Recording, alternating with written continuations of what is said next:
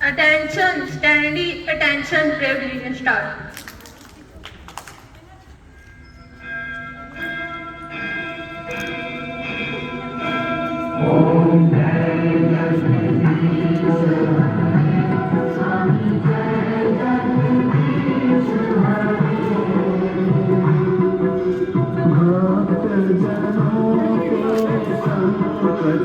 दास जनों के संकट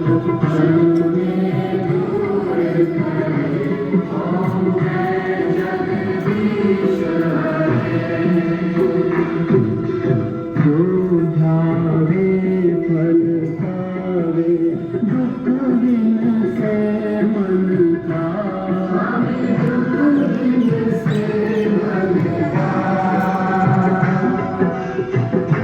संपत्ति भर आवे सुख संपत्ति भर आवे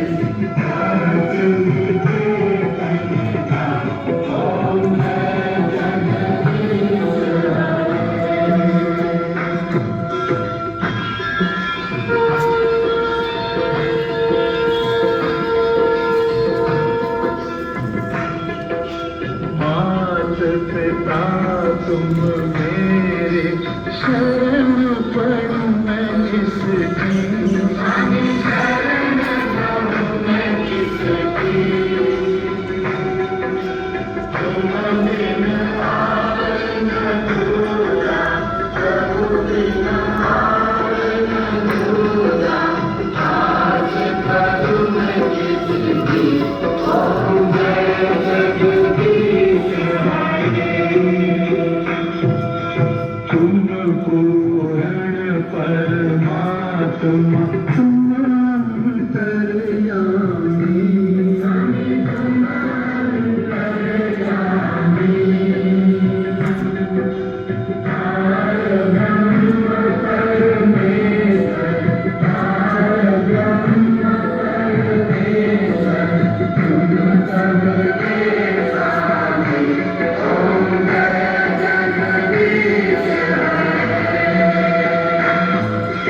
तुम करुणा के सागर तुम पालन करता तुम पालन करता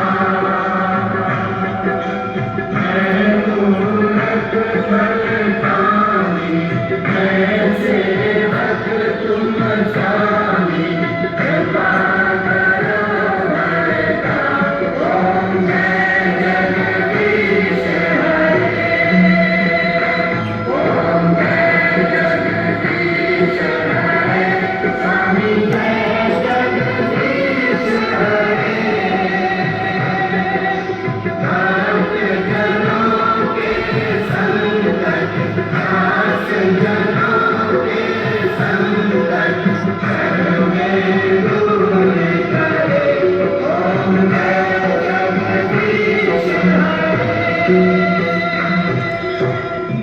विकार मिटाओ पाप हरो देवा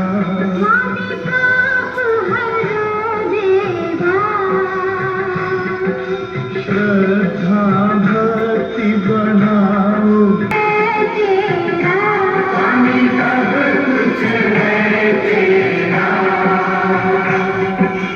तेरा तुझको अर्पण तेरा तुझको अर्पण क्या लागे मेरा ओम जय जगदीश हरे ओम जय जगदीश हरे स्वामी जय जगदीश हरे।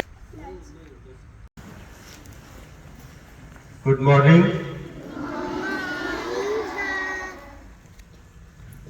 आज 30 सितंबर है।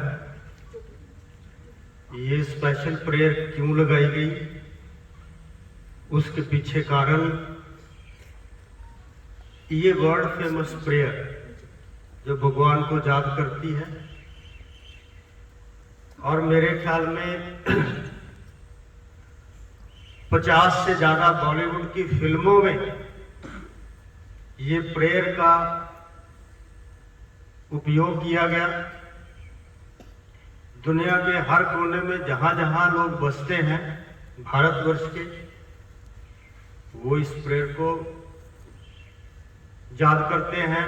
मेरे ख्याल में काफी घरों में जब सुबह कोई अपने देवी देवता को याद करता है तो ये प्रेयर गाता है। कोई भी धार्मिक अनुष्ठान हो, उसके शुरुआत में उसके अंत में इस प्रेयर का जिक्र जरूर किया जाता है। क्या हमें पता है कि इस प्रेयर को लिखने वाले, इसके रचनाकर्ता एक पंजाबी थे? किसी को पता है उसका नाम क्या है? आप उनके नाम को जानते हैं? कोई एक आदमी।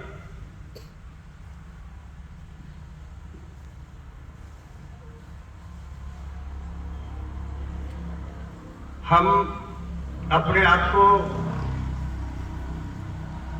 भारतीय कहलाते हैं, लेकिन अपनी रूट्स कहां है, अपनी जड़ें कहां है, उसको जानने की थोड़ी सी भी कोशिश नहीं करते। महान शख्सियत पंडित शरदाराम फिलौरी, फिलौरी इसलिए कहा जाता था कि उनका जन्म जालंधर के पास फगवाड़ा तहसील में फिलौर एक गांव है, अब तो कस्बा है, वहां पे उनका जन्म हुआ। 1831 1831 में 30 सितंबर को उनका जन्म हुआ।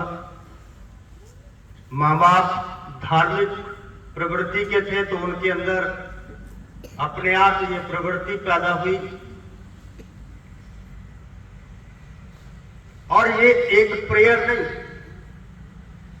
वो एक महान रचना करता थे। उन्होंने बहुत सारी किताबें लिखी, बहुत सारी कहानियां लिखी, बहुत सारे ग्रंथों की रचना की, और आप सुनकर हैरान हो जाएंगे कि हम उस महान शख्सियत को नहीं जानते जो पंजाब में जन्मे और हिंदी का पहला नॉवल या उपन्यास पंडित शरदाराम फिलौरी ने लिखा, जिसका नाम भाग्यवती था।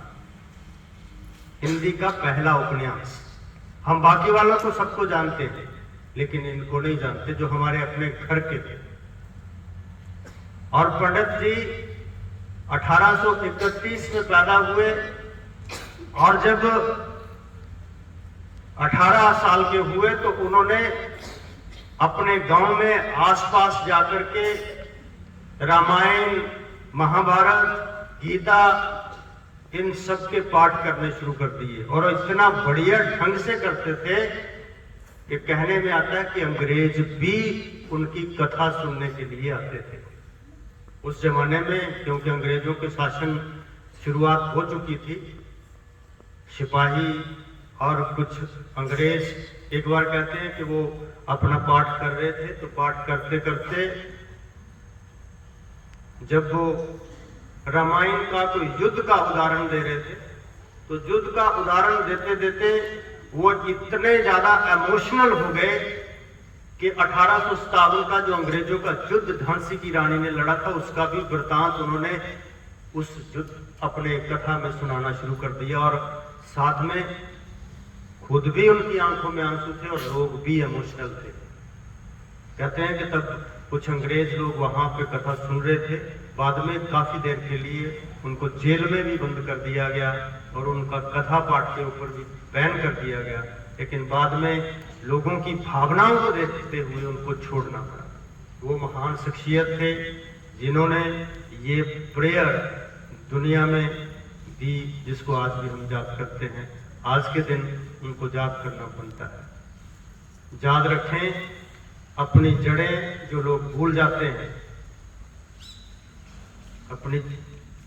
आजकल एक फैशन सा हो गया है, हर जगह पे, चाहे धर्म हो चाहे कोई और चीज हो, उसमें केवल ऊपरी चीज को देखा जाता है कि ऊपर क्या है। किसी ने कौन सा ड्रेस पहन लिया, ये है तो इसने ये ड्रेस पहनना है, इसने ये कैप पहननी है, इसने ये पगड़ी पहननी है, इसने ये करना है, इसने वो करना है। लेकिन धर्म के अंदर क्या चीज है, क्या सिखाई जाती है, वो चीज हम भूलते जा रहे हैं।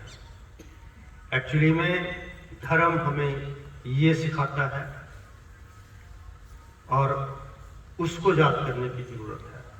वो तो ऐसा ही हो गया जैसे हम किसी घर में एक बहुत बढ़िया फोटो फ्रेम रखें तो उसके बीच में कोई तस्वीर ना हो। इसी तरीके से हम अपने आप को बनाते चले जा रहे हैं। कोशिश करें अपने बारे में, अपने धर्म के बारे में। और हम इतने महान देश के नागरिक हैं जहां दुनिया का हर मजहब बसता है, हर धर्म बसता है।